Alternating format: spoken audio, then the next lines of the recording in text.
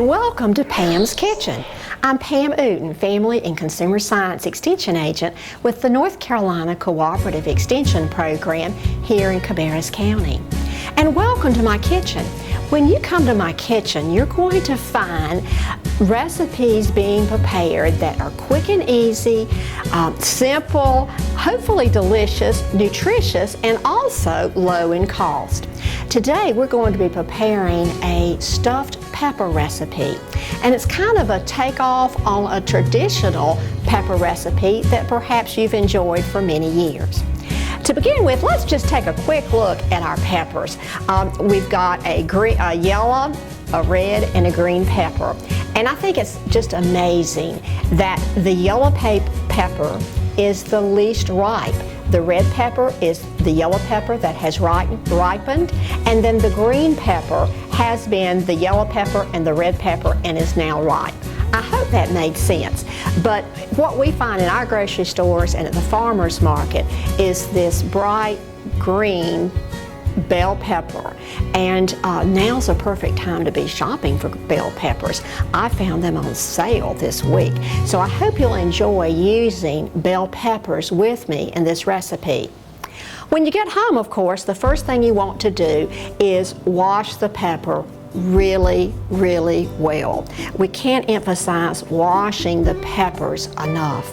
So we're going to wash 3 peppers, and then the next thing we're going to do is cut them in half.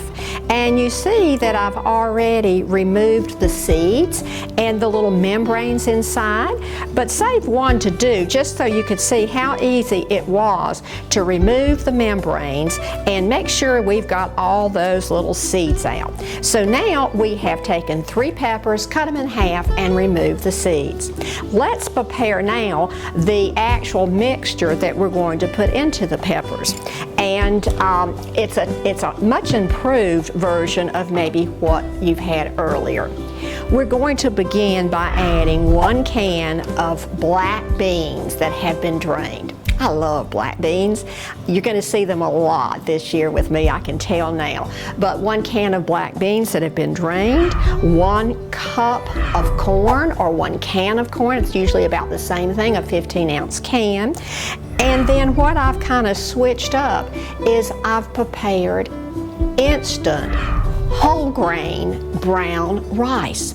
By using whole grain brown rice, we're adding more fiber and more nutrients. That might be a twist for you, something a little bit different.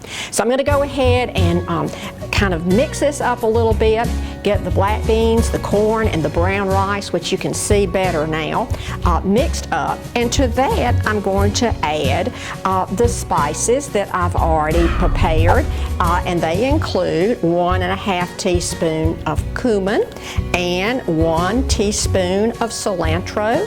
I'm using dried spices, and I'll also be adding about 1/2 cup of chopped onions, fresh onions, and boy do they smell good. I hope you like onions and spices and garlic. And now I'm going to add 2 cloves of garlic. Now I bought the garlic in a bulb form, and each little part is a clove of garlic. It's been chopped, and it's now ready to be added to our mixture. Wasn't this easy? I think it was pretty easy.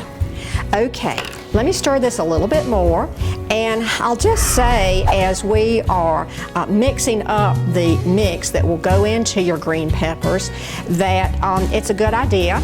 Go ahead and preheat your oven to 350 degrees so it's ready for you, and then go ahead and spray your 9 by 13 glass casserole dish or your baking pan, whatever you're using. Go ahead and spray that with cooking spray. The cleanup is so much easier. Now let's begin. We're going to stuff these green peppers with the rice, black beans, corn, garlic, and our spices. We'll place them in the casserole dish and keep going. Now, if you live at home by yourself, you may be thinking, I don't want to do this. I'm going to get 6 servings. Well, that is true. Each pepper does count, each half, as a serving. But my husband and I, it's just the two of us now, and we found that if you bake these one day, they're delicious for dinner the next evening. Just warm them up in the microwave for a few minutes, or if you need to put them in the oven. It'd be a great lunch to take to your office if you have access to do a little bit of heating up, or enjoy it at home. My mother used to make stuffed green peppers the traditional way, using rice and ground beef. She would add tomato sauce and onions, but this is a more modern take on an old standard recipe. It originated from our North Carolina produce lady who worked with Cooperative Extension and did a lot of healthy cooking for us. So I'm finishing up stuffing the last green bell pepper, and let's put it in the baking dish. We've sprayed it now with a cooking spray to keep it from sticking. We're going to add about 1/4 cup of water to the casserole dish. This will help make the peppers a little bit more tender, and then also it will help it prevent it from sticking. So we'll cover the casserole dish and bake it in a preheated oven at 350 degrees.